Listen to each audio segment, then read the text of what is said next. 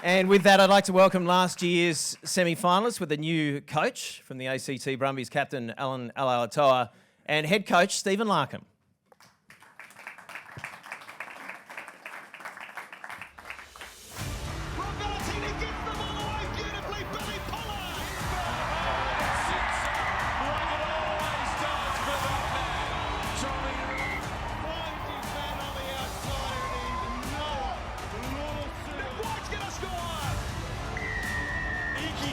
Is brilliant and breaks away. Valentini gets past 1, 2, 3 and 4 for the first 5.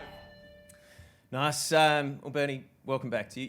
You can kick back and relax if you like. You've got the couch. A second stint as Brumbies coach. How's the Stephen Larkham this time different? Yeah, had 3 years over in Ireland. I had a bit of a stint with the Wallabies before that. Certainly gained a lot of experience. I think the competition over in Ireland was a real challenge. Obviously working with different players, a couple of different competitions over there that you play in. You're playing around 30 games a year over there, so you're kind of getting twice the exposure of Super Rugby. And from a family perspective as well, our kids sort of grew up, had 3 years over there in sort of some formative years over there and sort of had to go through it with them. So yeah, just gained a lot of experience that I'm hopefully bringing back to the Brumbies at the moment. Al, just on that, have you noticed the difference in the coach this time around? Oh, yeah, I have. Yes, Since they're on the joint.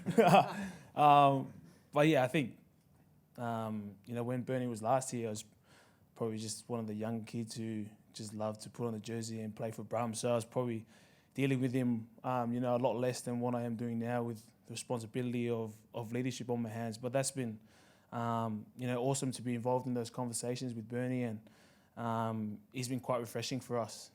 He's coming this year and hasn't really changed, too much, but he has, added his values to where he thought was important in the program, which has been awesome. Bernie, there's, I think, one player that most Aussie fans really want to see develop and improve is Noah Lolesio. And as a 10, obviously, back in the day for you, back in the day, what can you add to him? How can you help his progression? And have you been able to do that already in any sense? Just looking at video footage of training, reviewing some games from last year, and then just working with him on the training paddock. There's been a small opportunity there so far. The Wallaby guys came back in on the 16th of January, so we haven't had a lot of time together yet.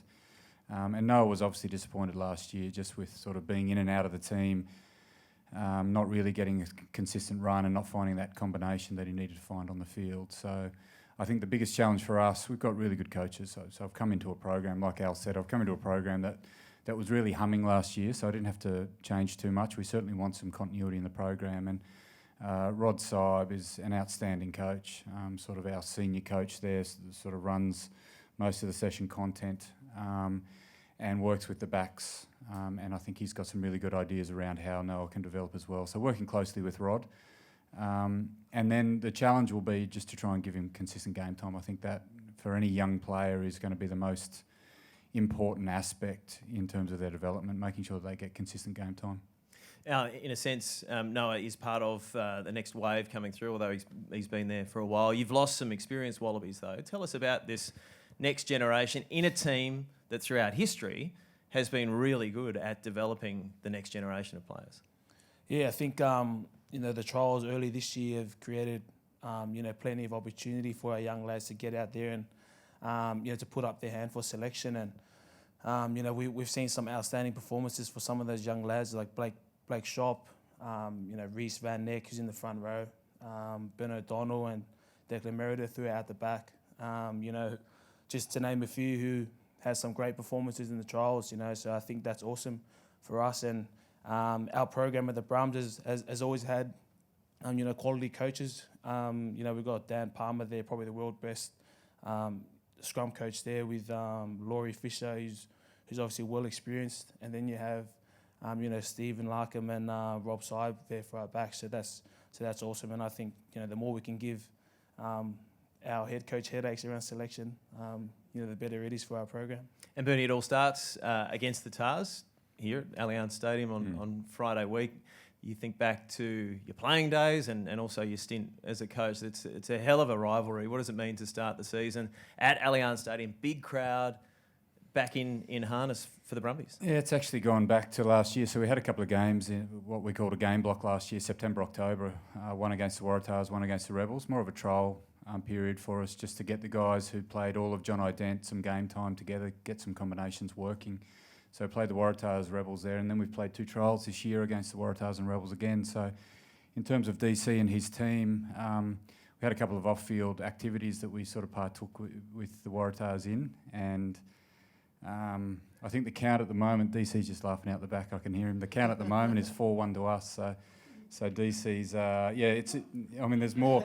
There's more than just the footy on the field going into this game, but there's certainly a lot of excitement around this. We're talking about trying to get a crowd somewhere between 30 and 40,000 to turn up. We've certainly spoken about it as a team for a while now in terms of the first round is the most important round for us. You never really look further than the next game ahead.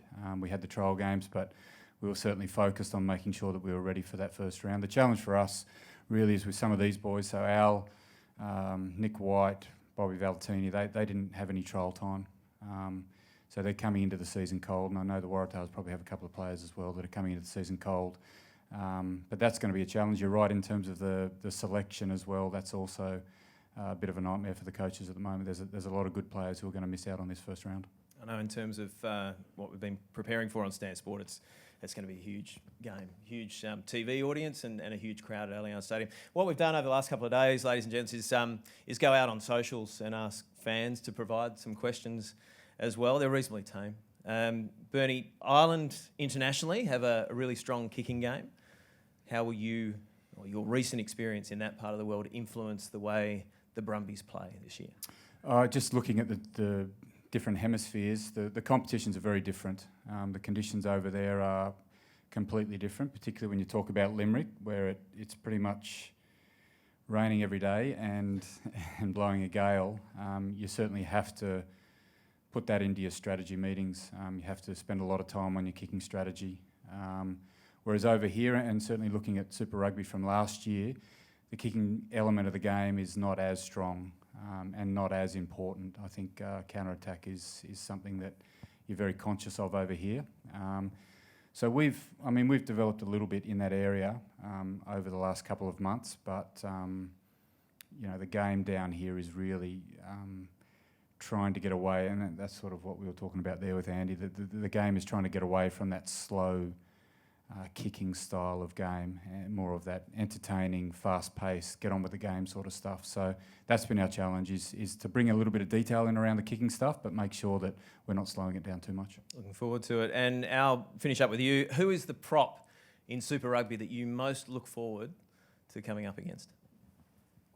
Angus Bell, round 1. Nice answer. All right. Bernie L, thanks very much for joining us today. Good luck on Friday week, and let's hope you can go maybe 1 or 2 better in 2023. Thanks very much. Thanks, Nick. Thanks for that.